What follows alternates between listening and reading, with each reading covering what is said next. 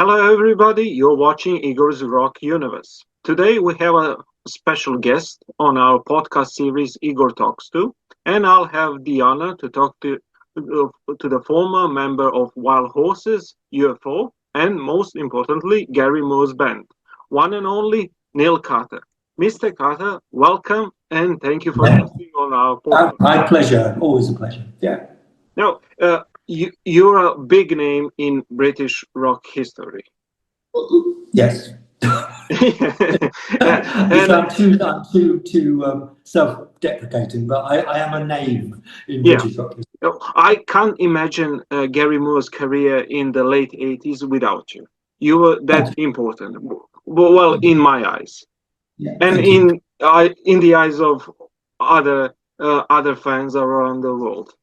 So my first introduction to you was when I discovered Gary Moore's heavy rock period from the 80s, and the very first thing that I saw was the DVD from Stockholm in '87 during the Wild Frontier tour.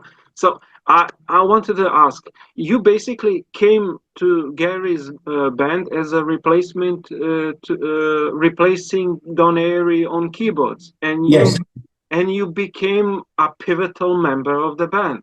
How did you came to be Gary's right hand? Well, basically. Right. Well, I suppose I was UFO was breaking up. The final concert we did, I had two people, one either side of the stage, saying, "Would you be interested?" And one was from Gary. Gary needed someone to replace Don because Don couldn't do an American tour with Ozzy. I think. No, this was with Def Leppard. We were third on the bill to Def Leppard, 40-minute sets every night, and places that I had headlined with UFO. And I was feeling sort of just a bit dubious about doing it, but I had nothing else to do. And UFO had made no money, so we basically, I had to work. So I took the gig, and it just happened that Gary and I clicked. You know, it was only going to be for that one tour.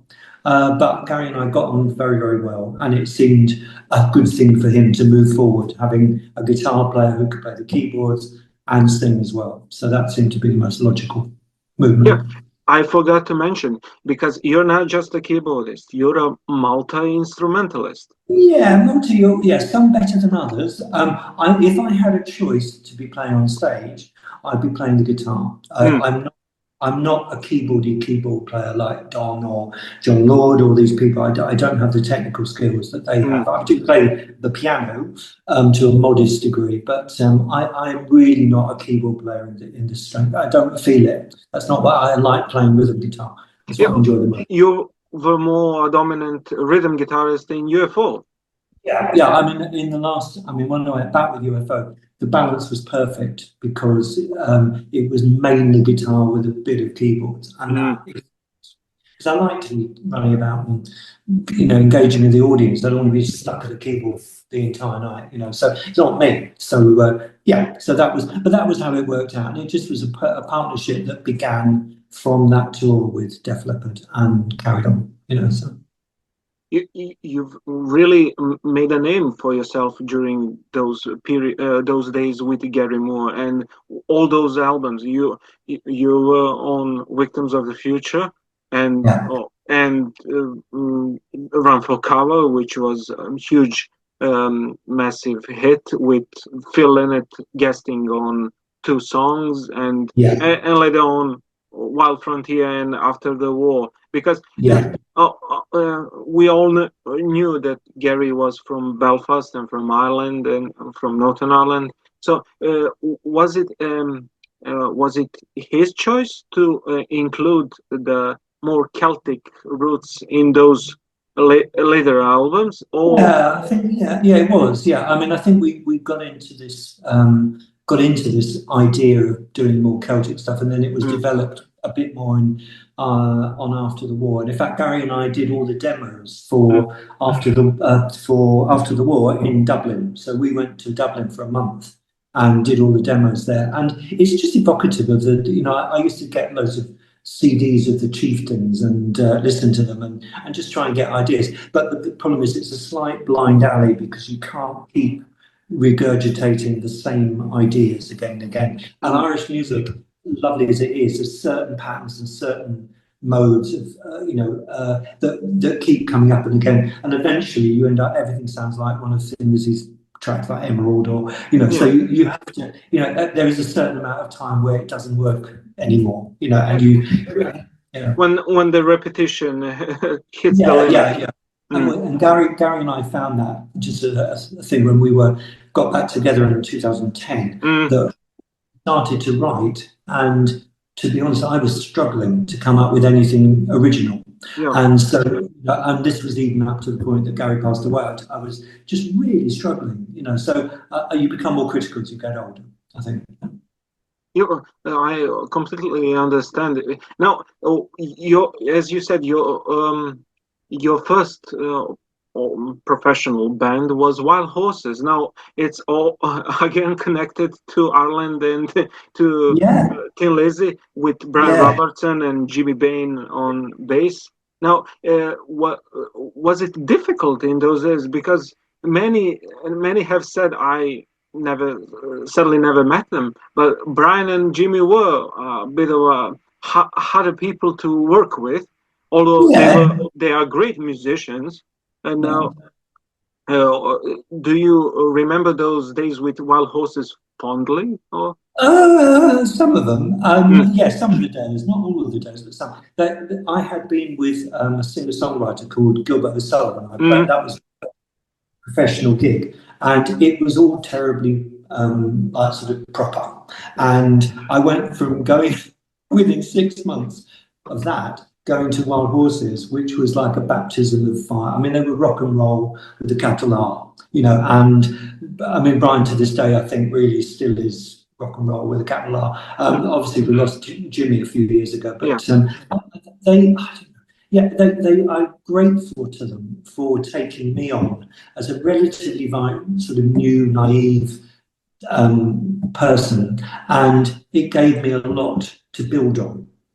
So I appreciate it for that, but there were some, I'm not a late night person, and we wouldn't sometimes start rehearsing till 8, sort of 9, 10 at night and not finish till 9 in the morning. And I just used to hate that aspect of it. But playing on stage with them was good. I used to enjoy playing on stage, and Phil Lynott used to come up and play with it. Everyone used to come up and play with us. We had all manner. The only time I ever met Michael Schenker was Michael Schenker got up on stage with us in London. And that's the only time. Fantastic. Yeah, and that was along with Phil, Scott Gorham, I can't think of who else. There were quite a few people along the way. It was a bit of a Lizzie thing of getting people up to play. As you said, the lifestyle of Brian Robertson, that's why he fit Motorhead later on in the... Yeah, he did, yeah. I think him and Lemmy probably were good drinking buddies, I would imagine. Yeah. No, I mentioned Wild Horses because first proper box set is coming out in February released by Cherry Red Records, if I'm not mistaken. Now, they've compiled everything from Wild Horses. We'll get the marquee recordings which were bootlegged over the years, and from Tokyo, and demo outtakes and demo versions, alternate. So I'm really looking forward to hearing that. It'll be interesting. There were some tracks on the reissues a few years ago, but the marquee one, I'm not even sure if I'm on that. There's a Japan one where that was after I left. And there's some demos with me singing as well, which because they hadn't turned up one day, so Clive and I, the drummer and I, just did some demos. We just threw some demos down. So there's a very eclectic mix of stuff on that. Definitely. So, but nice that people see it. I hope they send me a copy. I don't have. I won't get any. I certainly won't get any royalties. So I know. Well, it was nice to mention the whole release. Now, when it comes, you also did many backing vocals and main vocals for example, All Messed Up during '85. And now, was it your choice to start singing those songs, or was it Gary's idea? Or it's a very strange thing. It started in 1984. I started singing Shapes of Things, and then his version of the Abed. Yeah, and then bit by bit, I think Gary sort of really appreciated me doing that, and I got more and more and more. So I ended up singing bits of songs of Thunder Rising, bits of Almost Up, bits of Rocking Every Night, So to be honest, to be brutally frank, I don't remember how it came about, but I just remember it just being a thing that evolved over the time. And I love singing. My other band, who Gilbert O'Sullivan took as a whole band, I was the lead singer. So I spent my formative time being a singer. That was what I did. Yeah. Well, no. I was actually the singer of the band. Oh. So I did a lot of singing without playing anything. I understand. Yeah. So I do enjoy singing. I do actually really quite enjoy it. Something that I miss now that I don't get to sing very much. So, now, when it comes to singing, sadly, we had 40th anniversary since we sadly lost Phil Lynott. Now, yes. Phil Lynott, it turned out to be a main part of your career. So, through Wild Horses, then with Gary Moore, do you have any memories or any short story about Phil? He was if you ever said to someone, you just showed a picture of someone from Mars and you showed a picture of Phil, you'd say, this man's a rock star. That's what he had, an incredible presence. And he was a very wry sense of humour, and I don't know, a very impressive guy. Yeah, we used to go out sometimes. We used to go to places, like sort of to clubs and stuff like that. And not him and I, but with a group of people. He was just a constant thread from Wild Horses, not with UFO because I didn't see it through. But and then with Gary, he was always a constant thread up until the time he passed away. So and in fact, the last thing we did with him was a TV show in England, and he wasn't well. You could tell it wasn't well. But a lot of that was many say that he was a lovely person. Yeah, he was. He was a very just very charismatic person. I liked him a lot. I don't know what he made of me, but I just found him quite charismatic.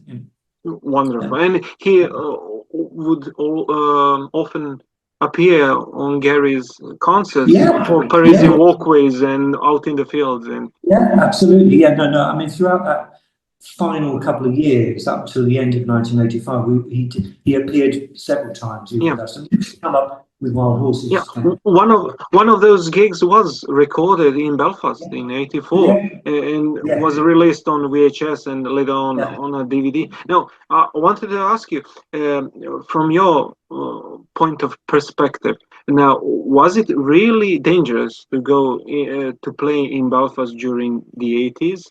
And it wasn't the best. In fact, to be honest, the first time I went there was with Gilbert O'Sullivan. And the hotel we stayed in was the Hotel Europa, which is apparently the most bombed hotel in Europe. And it was a bit scary then. And in fact, where you'd pass from the north to the south, you could see the snipers in the undergrowth. You could see like the presence of...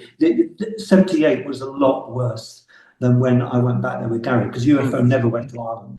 So I hadn't been there when I went in 1984 with Gary. That's the first time, because some members of the band didn't want to go and play in Ireland because of that.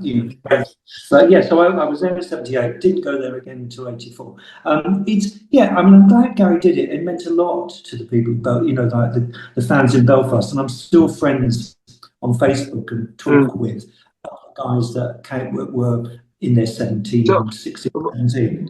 Basically, during those horrific days in Belfast, or in the 70s, only Rory Gallagher would play there.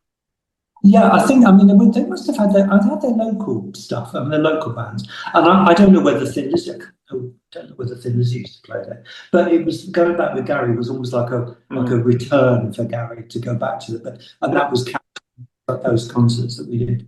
Why am I asking this? Because Gary Moore is getting a statue in Belfast. Yes, in finally. His hometown, finally. Yeah, there'll be. I went to visit the one of Philip in Dublin when I was over there years ago, and there's one of Rory Gallagher, isn't there? So I think the new one. Right. Yeah, I think it's only right that they do something to commemorate, Gary.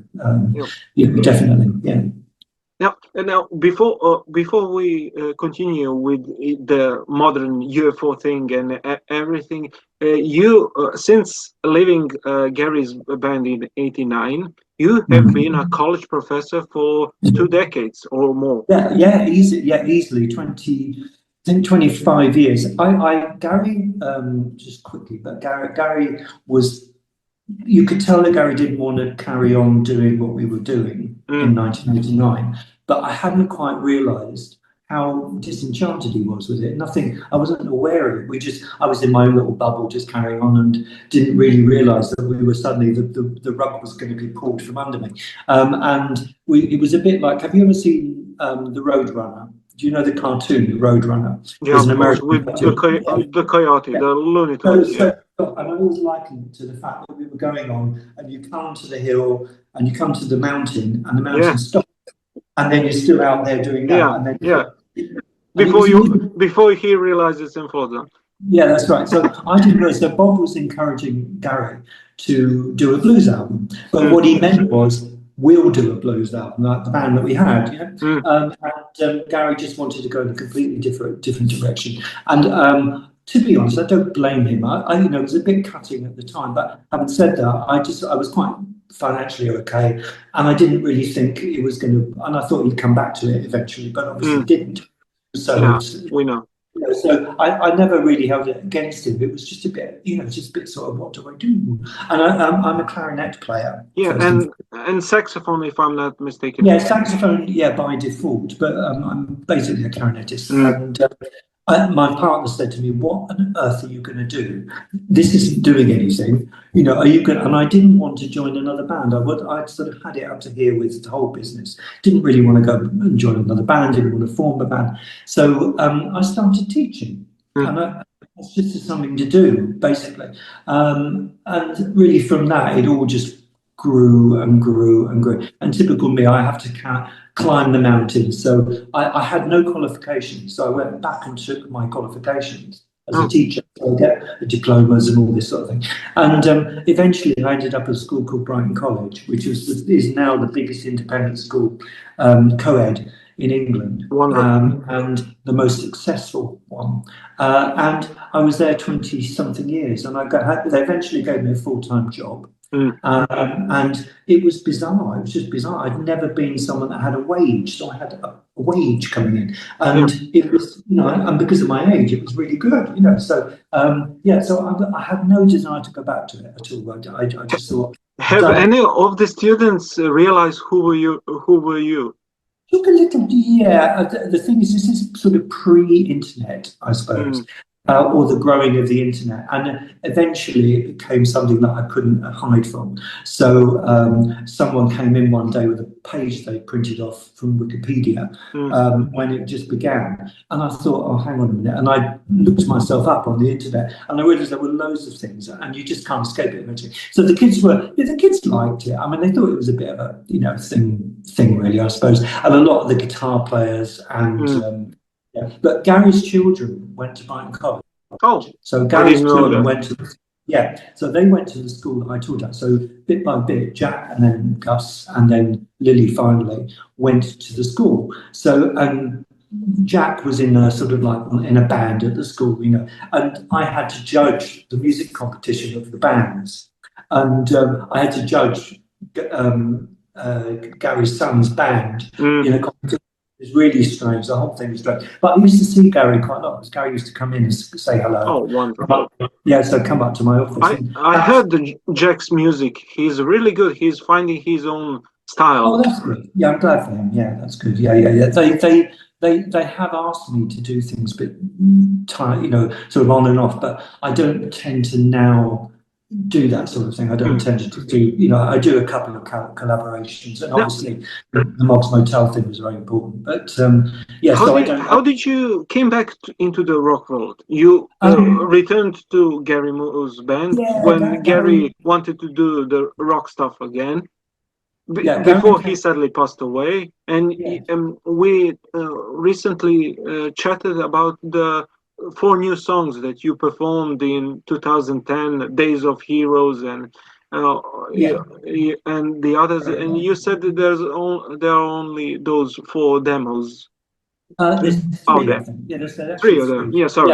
3. And in fact, and Days of Heroes isn't Days of Heroes on the demo. He did demos, and they were actually 2005 he did those. So in fact, they were 5 years before we went out on tour. And I do have them. And I actually, the other day, I sent them to Gary's son. I said, look, you've got these demos. Why don't you search them out? Because people would love to hear them. And in fact, the demo of Oh Wild One and Where Are You Now, they're incredibly good.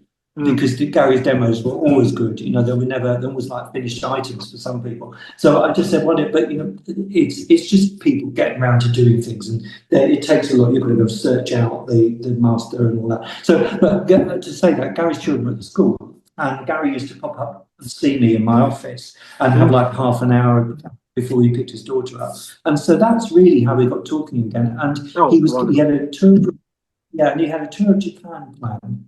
And he said, I want to go and do it with a rock band. I said, oh, that's nice for you. I didn't actually think he was going to ask me. And then he asked me if I would do it. And he called me on a bad day, and I said yes. So I had no plans to go back to it at all. But I'm sort of glad I did it. It wasn't, to be honest, I felt like a square peg in a round hole. I didn't feel comfortable at the time doing it. I didn't enjoy playing the keyboards for 99% of the evening.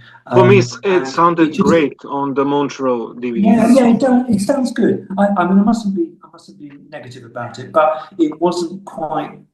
I don't know. I just didn't find it. It didn't suit me at the time. It didn't feel, because I was still working, so I had to fit it in between the schedules. Yeah, and it was hard. It was hard to actually fit it. And I'm a music examiner as well, so I had to fit it in between the school, and whatever. And it didn't really. At least it was a nice full circle for you. It was, absolutely. I'm glad I did it. For his sake, I'm glad I did it. And in fact, we were about to go and do more. We were about to try and do an album. We were going to do. We had more dates planned, and it was just going to go on. But then I would have had to think about leaving the college, and I didn't feel ready to do that. So to be honest, it was just a nice sort of bookend to that part of my career. So I understand. I was really happy when I saw that. Sadly, again, another important member died, Paul Raymond from UFO, and you jumped in on the farewell UFO tour. Yeah, it was poor old Paul. He was 10 years older than Phil, so he was in sort of past 75, and he'd had a few health problems. So unfortunately, So I was sitting in the car, because I live in the Canary Islands. So I was sitting in the car, looking at the planes coming in, and I'd been to see UFO in London. I went to see them because I knew it was their last tour, and I'd been in England, and I thought, I'll make the effort. I'll go and see them. And it was just so wonderful. It was just such a wonderful evening. And the band were just, I'd never seen them without, I'd never seen them with Vinnie Moore or the bass player, Rob. And so Vinnie was great. And the whole thing was just so warm, and Phil was so funny. And it was just a great evening. And I was really glad I went. So cut 2 weeks later, very sad to see that Paul had suddenly died. And I thought, that's a shame. I wonder what they'll do. And then I had a call from the manager, and just said, Phil said, would I think about it? And I thought, why not? Because I'd enjoyed the gig so much. And it was such a good experience coming back. It really was. It was just the best. I always loved the songs, always loved UFO's material. And we just all got on really, really well. It was nice being in a band and being in that situation. And you continued. And it continued with Phil Mogg on his Mogg's Motel, the latest project. Yeah, yeah. I think that, I mean, the whole point of UFO doing that tour was going to be the final tour, but then everyone got a bit more enthusiastic. You know, change of personnel. It's nothing to do with Paul. It's just change of personnel. You bring something different to the table, and suddenly Phil's thinking, well, perhaps we could do a bit more and do the world, you know. And so, but then of course the COVID pandemic happened, so we couldn't carry on, and we did a little bit more. Then Phil had a heart attack, so therefore, you know, we had to stop, and he just decided that was it now for UFO. So doing Mogg's Motel was just something to do over the COVID time that we couldn't. So I did all my stuff. Is Phil all right now? Yeah, he's all right. I think his health is, as far as I know, it's all, you know, everything's controllable, and he had stents put in. Yeah, and, he can't tour anymore. We know that. No, he doesn't. Yeah, I don't think he's keen on the idea of touring. To be honest, but you know, never say never. I have said never again so many times in my life, and then you know I found myself having to eat my words. You know, so you can never tell what's going to come. So who knows? We'll maybe see another Mogg's Motel album. Yeah, we are actually trying to come up. You know, we're writing. Oh, so wonderful. Myself and Tony Newton have written quite a lot of things, and Phil has them. So then we just have to leave it to Phil to germinate and see what comes out. You know, but I was very pleased with the Mogg's Motel album. I just thoroughly enjoyed doing it. It was brilliant, absolutely brilliant. So. And another question I wanted to ask, because on my channel I have many viewers who are huge Deep Purple fans and all Deep Purple family related things, and you work with many Deep Purple people, should we say, with Bob Daisley and Jimmy Bain from Rainbow, and Neil Murray and Glenn Hughes, of course, in '85. Now, I just lost the end of your. Sorry, I lost the end of that. Oh, yeah. I think we're stable now. Hello. We're stable. It's been a bit strange. Yeah. Quite a few Deep Purple related. That's why I wanted to ask about Cozy Powell. Right, Cozy was a powerhouse drummer. He definitely was.